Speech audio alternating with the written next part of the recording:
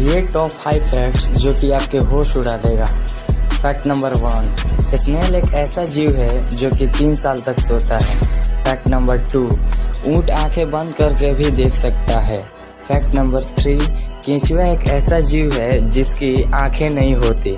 Fact number 4, उल्लू अपनी गर्दन को 270 डिग्री तक घुमा सकता है। फैक्ट नंबर 5, मधुमक्खी के 2 पेट होते हैं, एक खाना खाने के लिए और दूसरा फूलों का रस इकट्ठा करने के लिए।